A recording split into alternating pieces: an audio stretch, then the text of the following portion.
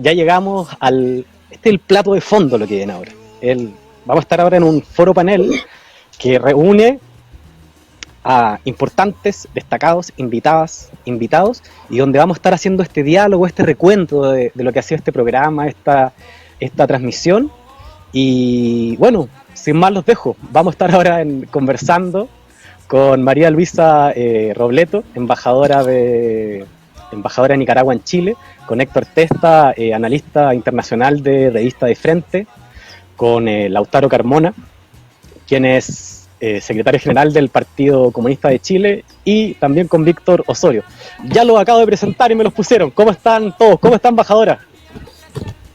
Muy bien, muchas gracias, Nicolás. Aquí estamos en la residencia, agradeciendo a Revista de Frente por hacer este aporte en conjunto con la embajada, y también a los 9 panelistas que nos precedieron y que han hecho este tremendo aporte, a los artistas, a los internacionalistas que se nos unieron. Muchas gracias a todos. No, y gracias a usted, embajadora, por la oportunidad. Usted sabe que nosotros somos acá soldados al servicio de la revolución, así que cuenten y sigan contando con nosotros y nosotras. Muchas gracias. En estos momentos que estamos realmente sufriendo esta situación tan inédita para Chile y para el mundo, queremos que abrir estos espacios comunicacionales para poder hablar de cosas importantes y fundamentales de la coyuntura. Estamos celebrando el 125 aniversario de Sandino, pero también estamos frente a muchas interrogantes del mundo actual. Entonces es importante que aprovechemos estos espacios. Que bueno, así tiene que ser. Y también es importante, en la línea de lo que usted menciona, embajadora, de que nos pongamos en el centro la cuestión de la comunicación militante. O sea, lo que está pasando ahora en la pandemia es una oportunidad para, a pesar de la distancia física en la que estamos, poder fortalecer una cercanía social a partir de estas plataformas y de una comunicación política que vaya ahí al centro de lo que estamos trabajando. ¿Cómo estás, Lautaro? ¿Cómo estás, Víctor? ¿Cómo estás, Héctor? ¿Cómo van las cosas? Muy bien. Hola a todos, a todas. Un gusto estar compartiendo impresiones, opiniones, ideas en esta fecha conmemorativa que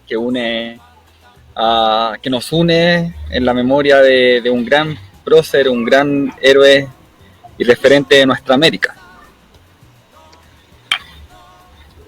Perfecto. Víctor, ¿cómo estás?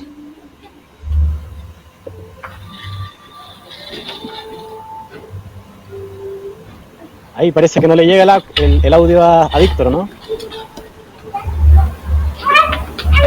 Bueno, Lautaro, ¿cómo estás? Muy bien, Nicolás. Un saludo muy grande a María Luisa, nuestra gran embajadora de Nicaragua en Chile.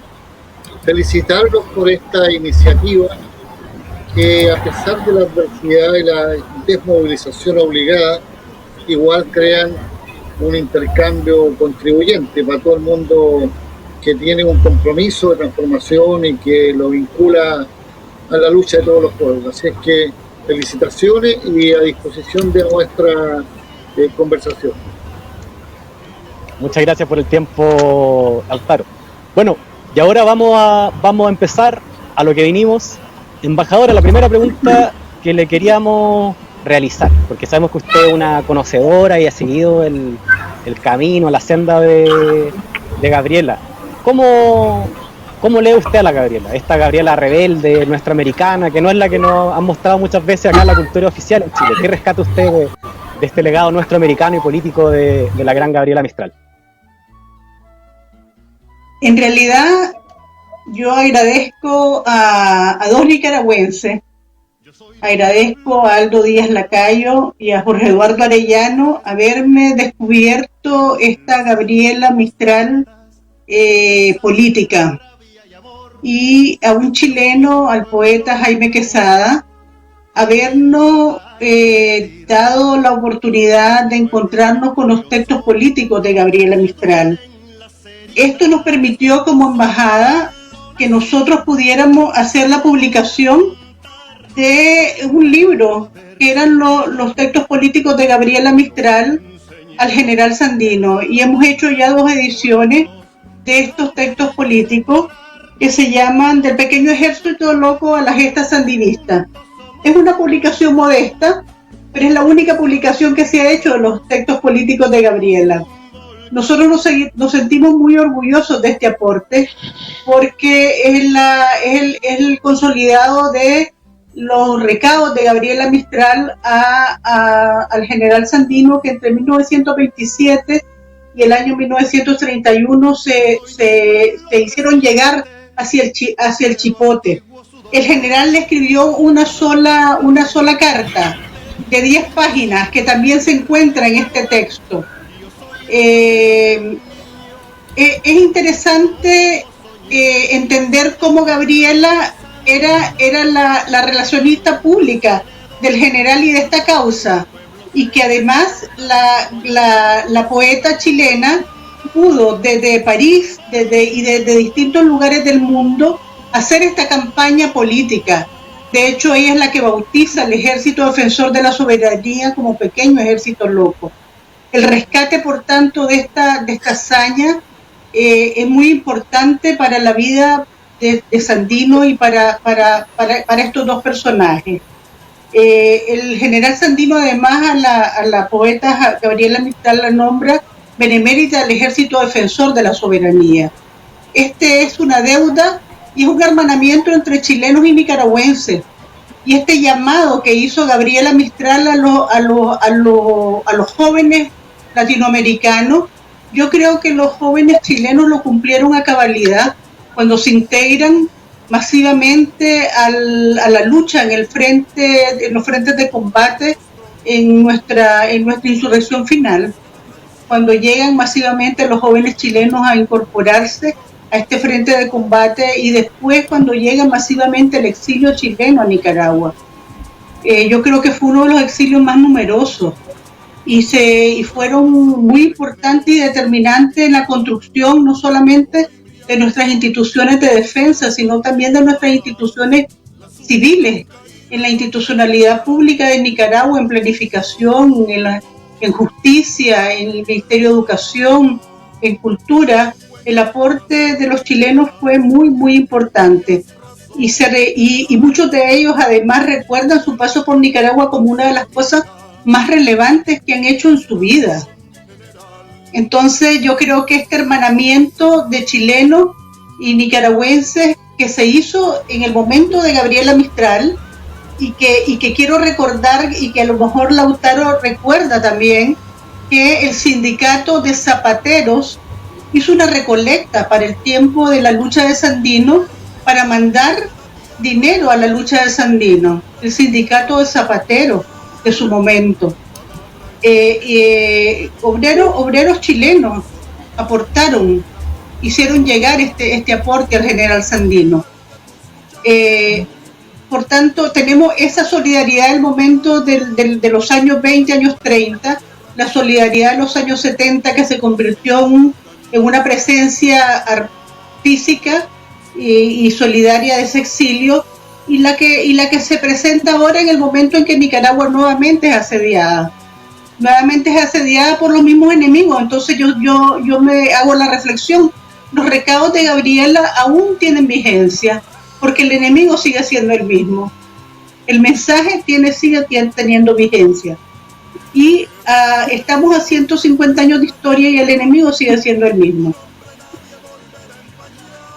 Muy interesante eso. Y Lautaro, haciendo una conexión con lo que comentaba recientemente la embajadora, y pensando en tu trayectoria, también la trayectoria de tu partido, el Partido Comunista de Chile. Ustedes son un partido que en la década de los 80 asume una opción política que incluye una confrontación con componentes armados a la dictadura. Te quería preguntar sobre ese periodo y sobre la influencia y el diálogo que hay con la triunfante revolución del 79 en Nicaragua. ¿Cómo influenció en la estrategia que desarrolla el Partido Comunista durante la década de los 80. Bien, muchas gracias.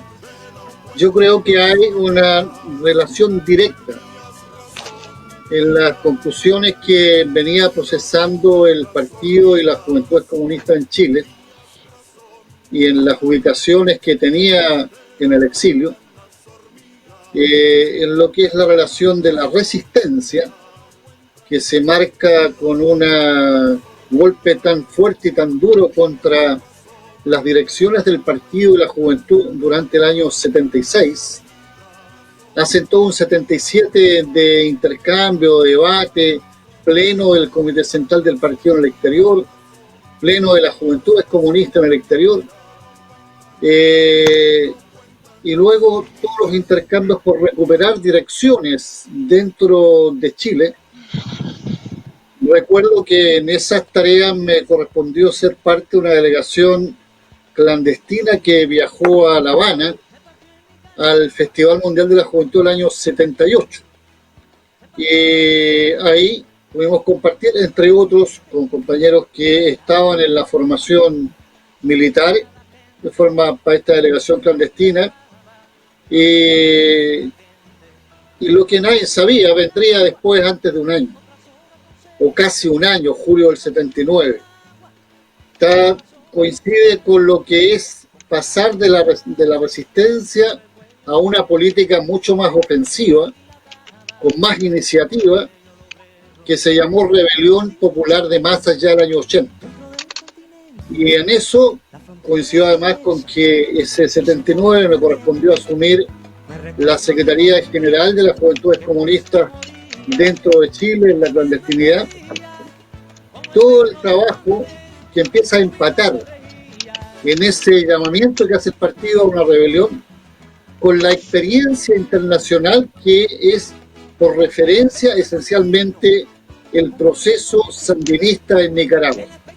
Yo creo que más allá de la fila de los comunistas, el mundo de izquierda, el movimiento popular con o sin militancia, la gente con una idea sana y clara de terminar con la dictadura, conquistar la democracia, la libertad, etcétera, se nutrió de esa referencia práctica, concreta y exitosa que fue el triunfo de la revolución, y nos llenó todavía de más compromiso en conocimiento de la contribución que un núcleo de jóvenes chilenos y chilenas de militancias de izquierda, socialista, comunista, mirista, esencialmente, hicieron integrándose al proceso en la fase última, en las últimas ofensivas que llevaron a esa conquista heroica e histórica. Entonces hay una relación que jamás hemos olvidado, que marca a nuestro ADN como historia del Partido de la Juventud, y es la vivencia de la contribución con decisión política de ser contribuyente a la lucha por la libertad y la liberación de otros pueblos, es decir, la expresión de una manifestación muy alta de internacionalismo. Conocimos el internacionalismo en beneficio de nuestra lucha y también realizamos el internacionalismo respecto de otras luchas. Recuerdo la lucha por Vietnam y por tanta causa, pero en este caso se nutrió de un ADN que ha dejado una marca para siempre, como un elemento de cualitativo en la historia y en la política de los comunistas chilenos. Conectándolo con lo que dice Lautaro, bueno, Lautaro, decirte un honor poder estar hablando contigo, tú eres como parte de la historia viva, así que un gusto. Y en esa línea estamos también con Víctor Osorio. ¿Cómo estás, Víctor? Él es director ejecutivo de la Fundación Progresa, y también te quería preguntar por tu experiencia, tu relación con Nicaragua. O sea, tú fuiste un joven que luchó contra la dictadura, ¿cómo lo viviste? Y también te quería preguntar en particular, porque entiendo que en esos años tú eras parte de los grupos cristianos de base. ¿Cómo ves tú el tema de la teología de la liberación, el proceso nicaragüense y también su influencia en el caso de las generaciones que luchan en los 80 en Chile? Bueno, buenas tardes a todos y todos. en Chile y en Nicaragua. A ver, respecto de lo primero, efectivamente, yo estaba iniciando mi adolescencia en el momento del triunfo de la Revolución Popular Sandinista, estábamos en un contexto de dictadura en Chile. Yo además era parte de una familia que no tenía relación con la política. Vivíamos la realidad, sí, cotidiana de la dictadura militar, de la dictadura cívico-militar. Y en ese contexto yo creo que lo primero es señalar, así de modo muy categórico, que la victoria de la Revolución Popular constituyó una base de inspiración fundamental para la generación del 80, que es la generación que en Chile salimos a las calles y enfrentamos a la dictadura. Evidentemente que la experiencia sandinista fue una inspiración fundamental.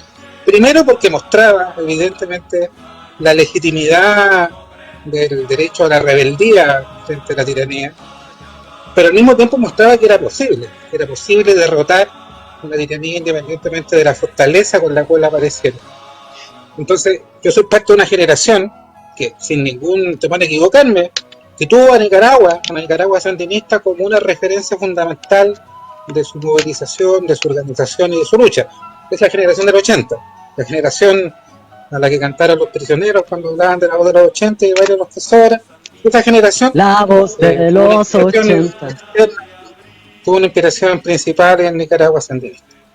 Ahora, hay que señalar que a las alturas de 1979, en las circunstancias del terrorismo de Estado que vivíamos en Chile, fue la Iglesia y su red de comunidades cristianas de base, sus expresiones parroquiales en los territorios populares, el principal espacio de articulación de la resistencia a la dictadura, de desarrollo de la defensa de los derechos humanos y de construcción de espacios para la rearticulación del tejido social y político de izquierda y progresista.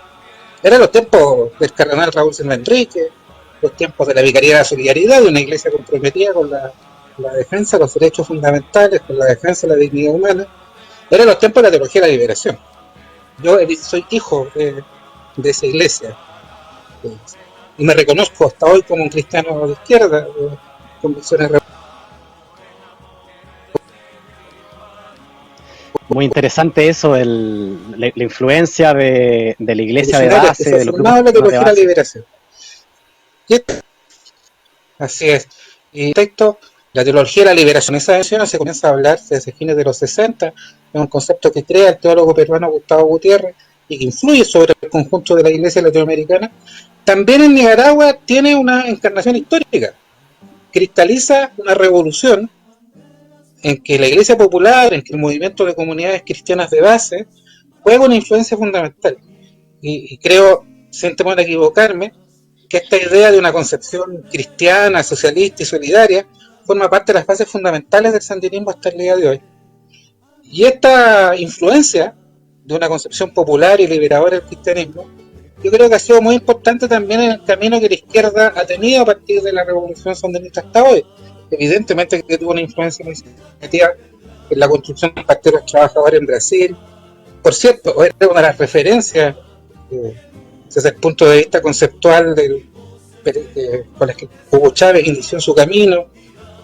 Fue parte muy importante, digamos, del empeño del presidente Rafael Correa en Ecuador. Entonces, a mí que la revolución sandinista también tuvo esta cualidad de mostrar por primera vez, no solamente en América Latina, sino además tengo la impresión que en general, en el concepto general del mundo, que era posible abrirle paso a un proceso emancipatorio con una convergencia de marxistas, cristianos y otras formas de pensamiento que pudieran coincidir en la necesidad de construir un proyecto de democracia radical y de cambio profundo del modo de producir la vida. Desde ese punto de vista yo podría decir que tengo una relación desde muy temprano con Nicaragua. Primera vez, pero como un referente de que se puede derrotar el dominio, que se puede derrotar la explotación, que se puede echar abajo la dictadura más poderosa que sea ya una dictadura de carácter militar o la dictadura del dinero, y que también por otra parte de que es posible construir una articulación política, teórica y política, en que haya una diversidad de formas de pensamiento, en que haya espacio para las diversas formas de aprender el marxismo y que hay espacio para los cristianos. También creo que, a propósito de esto último, también yo creo que es muy importante cuando hemos visto en el curso de los últimos años cómo las derechas y los neofascismos han buscado nuevamente hacer lo que siempre han, que usar el cristianismo y la religión para ponerlo al servicio de sus intereses y al servicio de su Dios, que es el Dios del dinero. El Dios dinero. El Dios dinero, muy interesante eso. Y qué importante es la espiritualidad. ¿Cómo ver una revolución sin espiritualidad? Si uno no cree que el cambio es posible, que es común y que es trascendente, que no solo tiene que ver con algo que ocurre ahora, sino que es un conjunto de generaciones que han luchado por liberarse. Importante el cristianismo en estas bases de este socialismo nuestro americano. Quería pedirle, director, que me haga correr el video del Museo de la Memoria. Ahora, para que vayamos a este presente, a esta reciente agresión sufrida por el pueblo y el gobierno nicaragüense en el año 2018. Quiero hacer un par de recuentos. O sea, recordemos en abril del año 2018, cuando inundaron programas matinales, todos los medios de derecha circulando, hablaban de la dictadura nicaragüense, del levantamiento.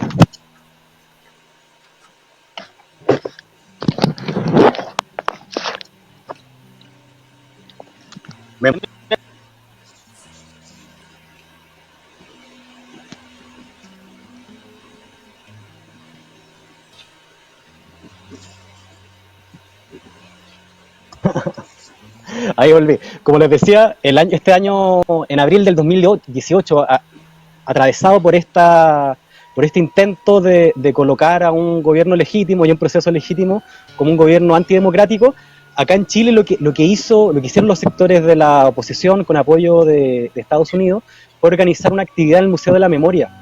El Museo de la Memoria, imagínense, o sea, un lugar que está para recordar la memoria de un pueblo que fue violentado, que fue torturado por una dictadura. Y pasó algo bien interesante que está en el video que les queríamos mostrar, que hay varias gente de izquierda, los movimientos, fuimos y pudimos tener una conversación con las personas que estaban ahí en eso. No sé cómo estamos con el video, parece que no, ese es otro material. Pero bueno, mientras aparece el video, embajadora, le queríamos preguntar sobre esa situación, ¿cómo lo vivieron en Nicaragua? Cuéntenos, ¿cómo fue la situación de la agresión del 2018? Mira, fue una situación en donde grupos de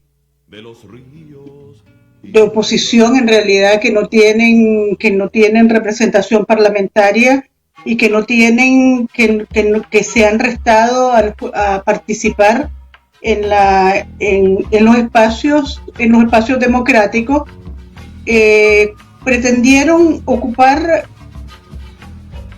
un momento coyuntural de Nicaragua, como fue la discusión de la ley, de una propuesta de ley de reforma del Seguro Social, y levantar a la población respecto a una reforma de la ley de seguridad social. Ya lo habían intentado antes con temas ambientales y no habían obtenido éxito. Efectivamente, como en todos los países, cuando se modifican las leyes de seguridad social, afectan a toda la población, se produjo una insatisfacción generalizada respecto a las modificaciones porque la explicación fue muy manipulada. Y se empezó a generar una campaña en donde se tergiversó y se produjeron una cantidad de noticias totalmente tergiversadas. Se inventaron muertos desde el primer día que no sucedieron, y la población empezó a protestar por muertos que no existían. Y empezó a generar unas manifestaciones masivas de la población y campañas alrededor de la Universidad Católica de Nicaragua, la Universidad UCA, fundamentalmente la Universidad de los Jesuitas, y se empezó a generar unas protestas generalizadas en todo el país. El presidente al quinto día derogó la ley, retiró la ley y se hizo un llamado a una mesa de conversación nacional. La mesa nunca fue tomada seriamente por esta oposición, y al contrario, las personas que fueron sentadas a la mesa, fue una mesa espuria, porque fue una mesa convocada por la conferencia episcopal y fundamentalmente por uno de los sacerdotes de la mesa episcopal. Dice María Luisa Toledo, embajadora de Nicaragua en Chile. Ahí te he equivocado. Sí. Lo que sucedió después de esta convocatoria a la mesa de diálogo es que esta oposición empezó a generar tranques que son barricadas a lo largo de todo el país, y el país estuvo un encierro de 3 meses con tranque en prácticamente todas las más importantes ciudades del país, y se generaron una cantidad considerable de muertos y una cantidad considerable de pérdidas económicas para todo el país, con lo que significa paralizar el país por aproximadamente desde el 18 del mes de abril hasta más o menos mediados de finales de junio, comienzos de julio, que se retomó prácticamente el control de la situación. Fue una situación muy dolorosa, una situación a la cual los nicaragüenses no queremos volver, y donde hay conciencia de que fue una situación donde se aplicó el manual de golpe suave de Char, descaradamente, incluso reconocido por medios de comunicación que llamaban a través de medios de comunicación a aplicar, a leer el manual y instruirse con él para seguir los pasos del manual de Char. Por tanto, es una situación que no queremos volver a oír, que no queremos volver a eso. Es una situación superada. Fue una situación total y completamente artificiosa, financiada externamente por el gobierno de los Estados Unidos, a través de una oposición también espuria, como te digo, porque es una oposición que vive de ese financiamiento y se disputa el financiamiento y de la fuente norteamericana. Creo que están perdiendo el tiempo, creemos los sandinistas que debieran de preocuparse por las elecciones que son el próximo año 2021, porque el pueblo nicaragüense requiere políticos serios, políticos que realmente piensen en el futuro del país y que realmente tengan vocación democrática para que el país progrese, para que el país realmente asentemos nuestras instituciones, y para que el país realmente podamos tener la posibilidad de tener discusiones como corresponde, con políticos que le correspondan al pueblo. Y en esa línea quería consultarte, Lautaro. Acá hay un antecedente de la embajadora ha hablado de un manual ahí de cortapalo, como se dice acá en Chile, de cómo hacer golpes blandos, y fue bien claro cómo utilizaron ciertos discursos progresistas. O sea, en la quema de la siembra maíz, que es el antecedente a este intento de levantamiento artificial de abril, ahí aparecían supuestos dirigentes ambientales, campesinos. Después los que aparecían protestando eran estudiantes, defensores de derechos humanos. También eran grupos feministas. Entonces son puras, digamos, banderas de las luchas de los pueblos, sus procesos de liberación, pero que son manipuladas para poder generar, a partir de fake news, una situación de desestabilización en Nicaragua. Entonces te quería preguntar sobre eso. ¿Cómo ves tú la estrategia en ese ámbito, en la situación nicaragüense del 2018?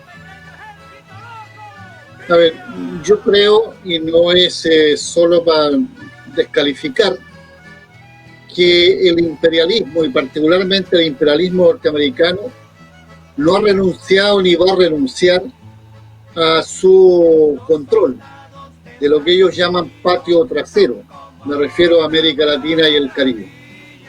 Van más de 60 años y los norteamericanos siguen acosando y bloqueando al pueblo de Cuba, pensando que por esa vía pueden desestabilizar un proceso que solo se sostiene y se explica si hay una autodeterminación del propio pueblo. Dado lo que ocurre después de los 90, cuando, no olviden, algunos declararon el fin de la historia, dada la importancia que tuvo en el intercambio, incluso en el Foro Sao Paulo, de donde ya recordábamos a Jacinto Suárez entre uno de los más aportadores, vino un proceso que marcó bien una contradicción, un proceso democrático y antineoliberal. Porque lo que estaba imperando en América Latina era una imposición imperialista neoliberal que quita derechos democráticos y sociales. Y ahí están las experiencias exitosas que empiezan a caminar en distintos países de América Latina. Entre otros, bueno, Venezuela, Bolivia, Brasil en su dimensión, Ecuador en su dimensión, los gobiernos progresistas en Argentina, pero para los yanquis hay 2 o 3 puntos referenciales simbólicos de lo que es, según ellos, el proceso de desestabilización de ideas progresistas y alternativas, como es el proceso de Cuba, de Venezuela y de Nicaragua. Ese contexto hay que tenerlo. Yo lo digo en forma autocrítica. Si los movimientos de izquierda olvidamos eso que es la decisión norteamericana imperialista, vamos a de repente a sorprendernos, entre comillas. Hay dentro de estos procesos una cosa que es tremenda. Cómo han volteado la soberanía ciudadana como concepto democrático.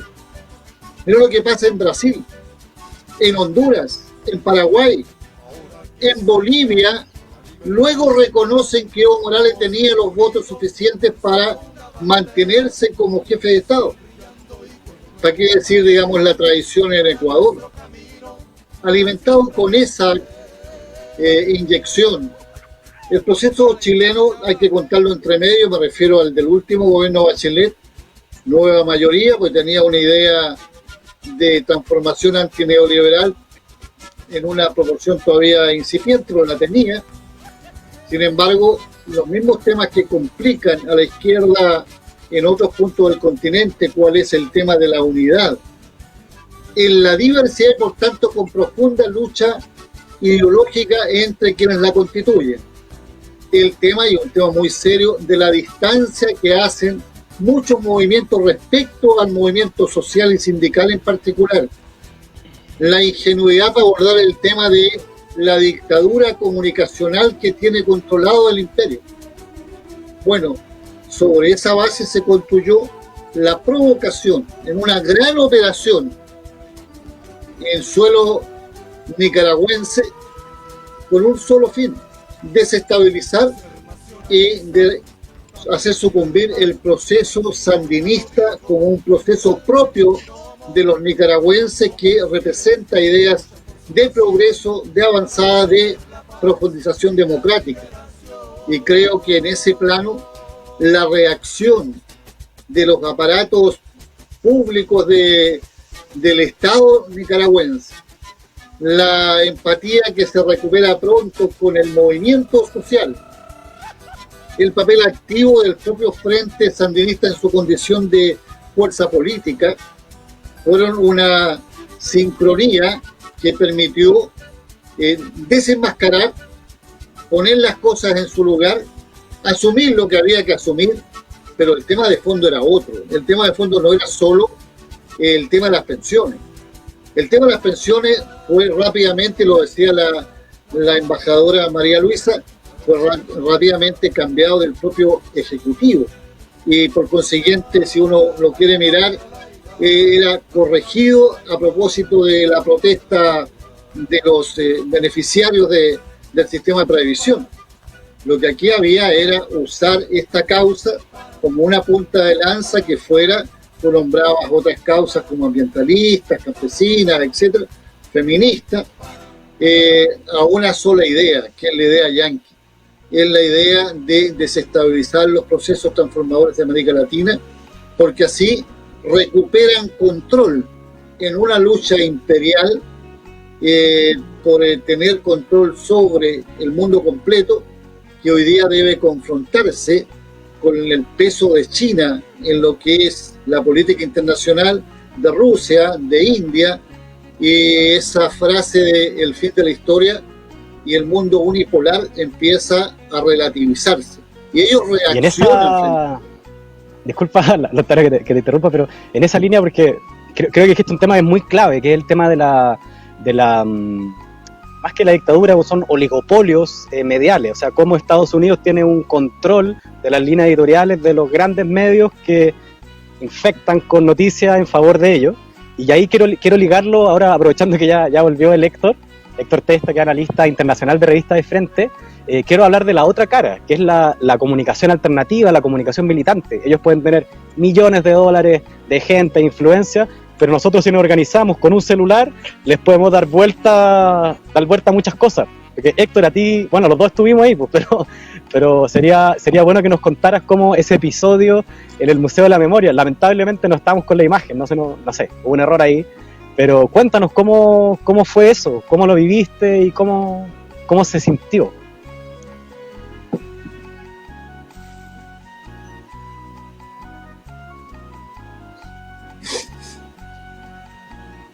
No tiene audio. Sí, ahí no está respondiendo Héctor, pero parece que está con problemas de audio.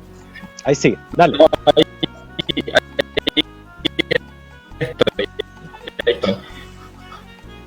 No, Ya, seguimos con problemas de audio ahí para poder dialogar con Héctor.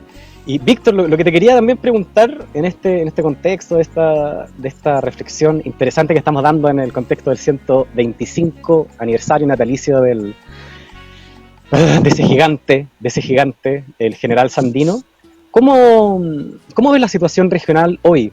Porque un poco la agresión a Nicaragua, que fue el antecedente después de esta agresión en el 2019 a Venezuela, se da en un contexto de recrudecimiento de las condiciones de manipulación medial y también de despliegue de Fuerzas Armadas de las derechas y de Estados Unidos en la región. ¿Cómo ves la situación?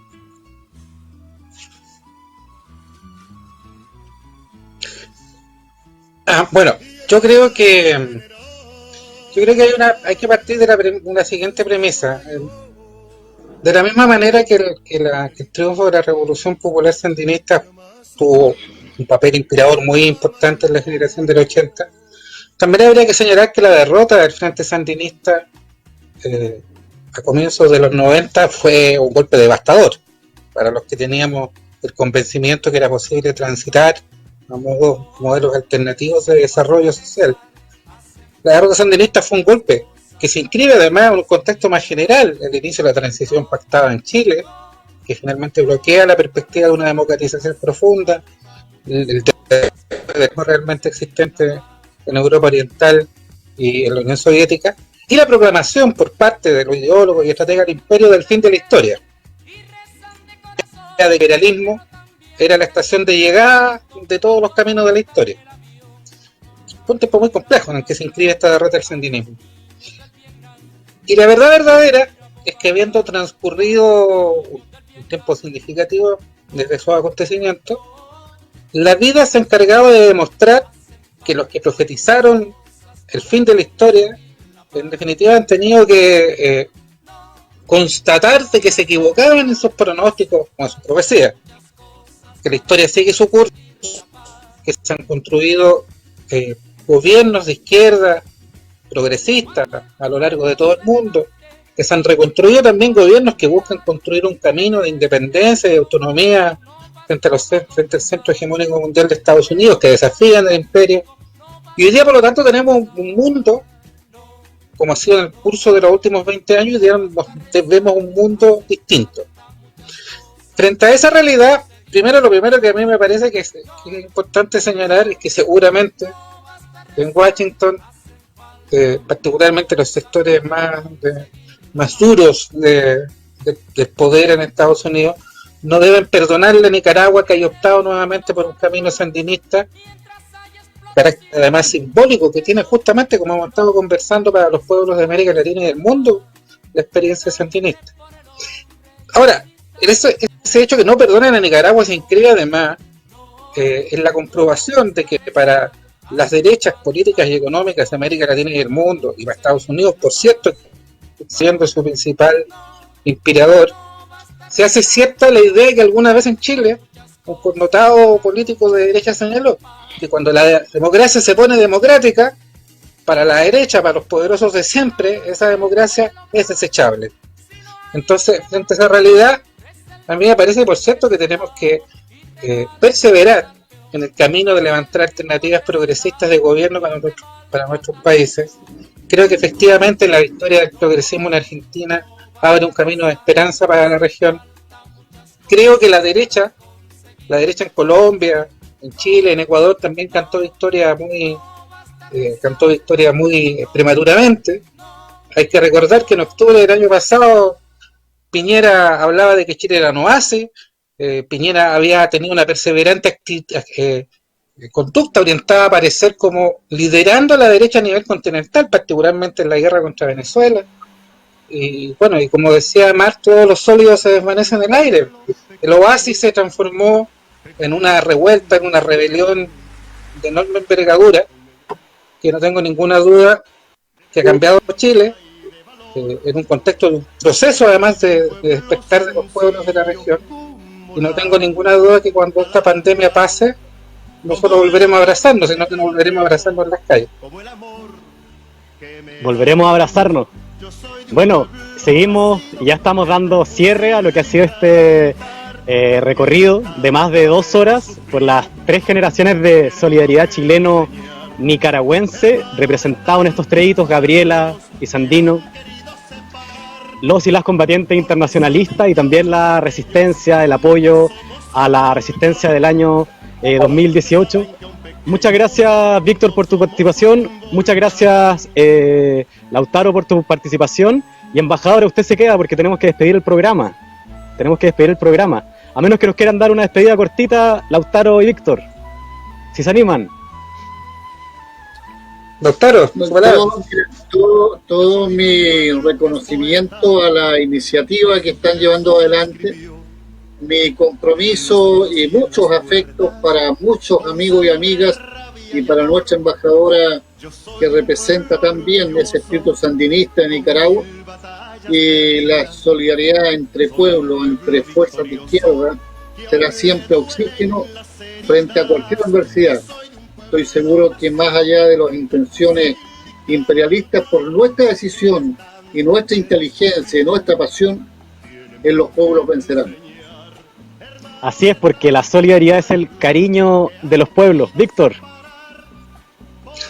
Bueno, lo primero y lo fundamental es hacer un reconocimiento a los que han hecho posible esta iniciativa. Efectivamente, uno de los déficits democráticos más profundos del tipo de democracia que han impuesto los poderosos de siempre en nuestra región contra la comunicación, es decir, que los medios de comunicación tengan un discurso absolutamente uniforme y homogéneo, el silenciamiento de las voces disidentes.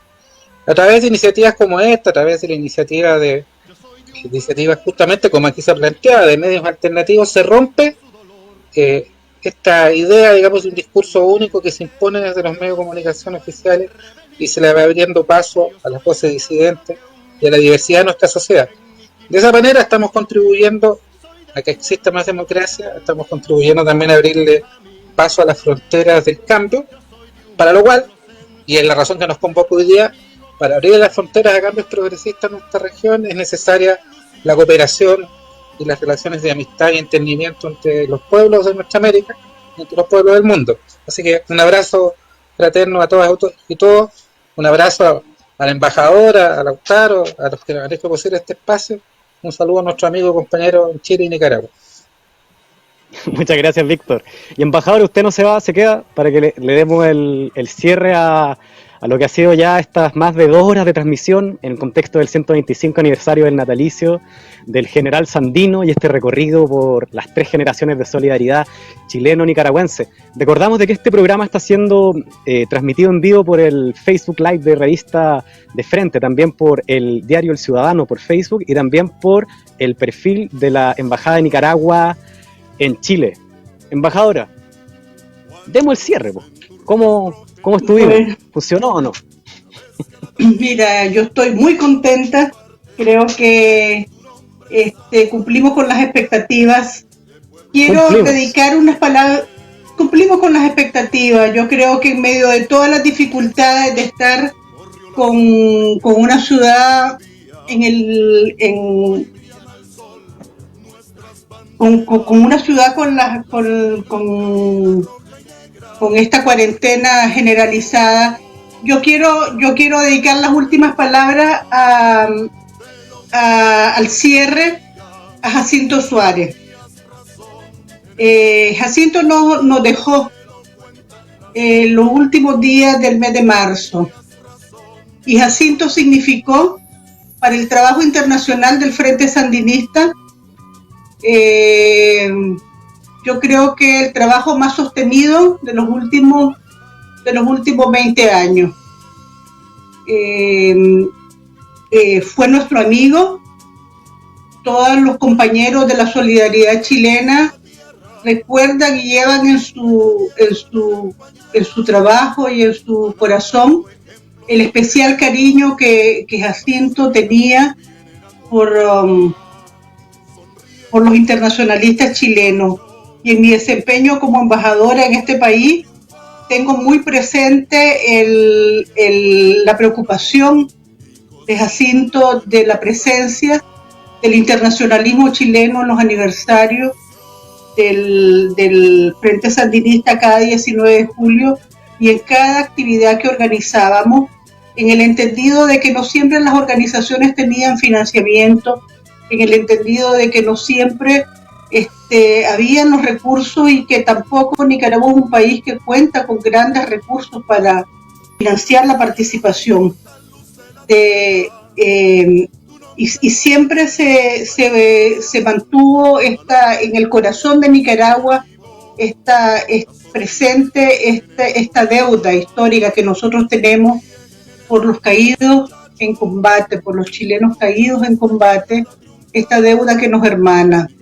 Y esta asistencia nuestra al memorial de los internacionalistas que cada 19 de julio hacemos y que es algo que no vamos a dejar de hacer nunca, estemos en el gobierno, no estemos en el gobierno, es algo que hemos venido haciendo permanentemente siempre. Y nuestros dirigentes cuando vienen a Santiago siempre asisten a visitar a los internacionalistas caídos. Creemos que para los familiares de los compañeros es un gran aliciente porque sienten que esta ofrenda de sus vidas de estos jóvenes que fueron a Nicaragua pues no fue en vano, fueron sueños que están allá y que ahora son hospitales, son carreteras, es educación gratuita, es salud universal para todo el pueblo de Nicaragua. Y es un proyecto y son sueños que se concretan en un país muy distante, ¿cierto? En un país unido, humilde, en un país digno. Entonces yo quiero agradecer en nombre del presidente Daniel Ortega, en nombre de la compañera Rosario, en nombre de nuestro gobierno, en nombre del equipo de la embajada que hemos trabajado mucho para lograr este programa. A todos ustedes también de la revista de Frente que nos han apoyado para hacer esto. O sea, has aparecido tú como conductor y Héctor en el cierre, pero yo sé que hay muchos de ustedes que están detrás de bambalinas para hacer esto posible. Agradecer a los artistas, a Pancho, y agradecer a la Alejandra Acuña que estuvo con su hijo dándonos su arte. Agradecer a los panelistas, a los entrevistados, a los internacionalistas que estuvieron, porque yo sé que ha sido muy difícil hacer este programa y ha sido muy difícil en las condiciones que estamos y ha sido una odisea realmente que lo lográramos. Quiero también hacer un recuerdo por Patricia Carmona.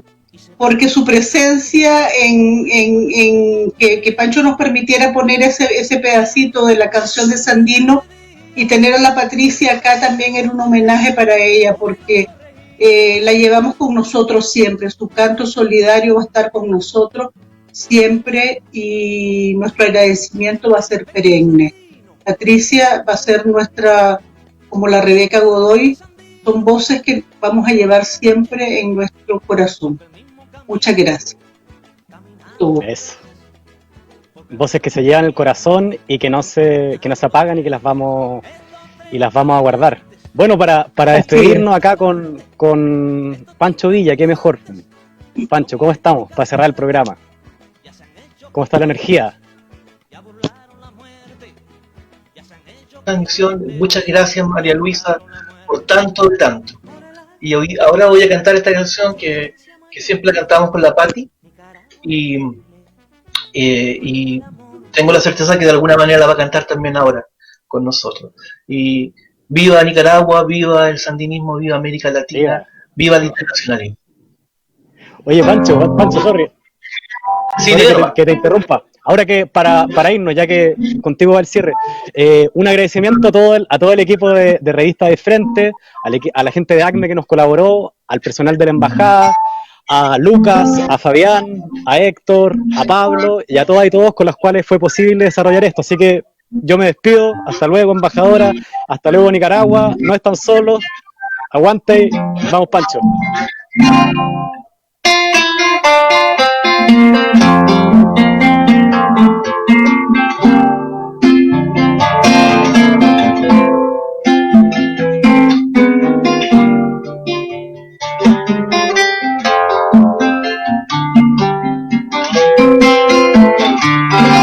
Sandino bajo la montaña, aquella mañana, en sombrero alado, vino a saludar. Mi pueblo, al reconocerlo, rompió su silencio, saliendo a la calle para festejar.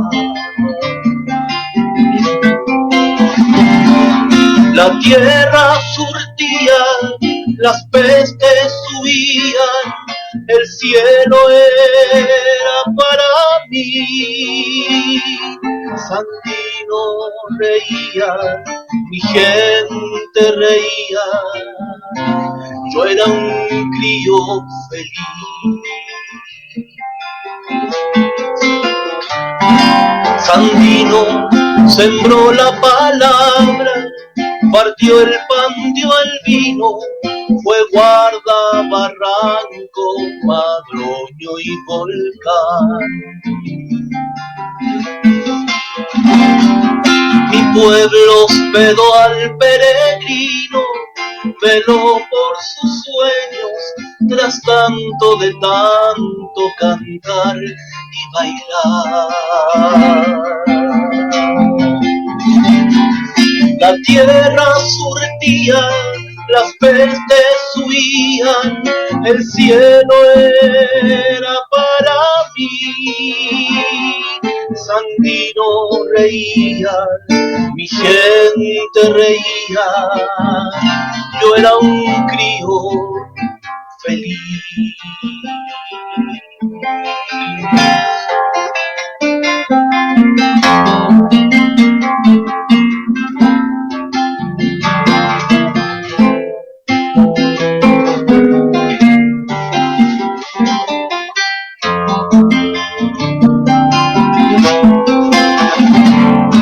Sandino volvió a la montaña entre besos, abrazos, ofrendas y guiños, juró regresar. Mi pueblo ya nunca fue el mismo, fundó su heroísmo y yo al monte fui niño dispuesto a luchar. La tierra surtía, las pestes huían, el cielo era para mí. Sandino reía, mi gente reía, yo era un crío feliz. Sandino reía, mi gente reía, yo era un crío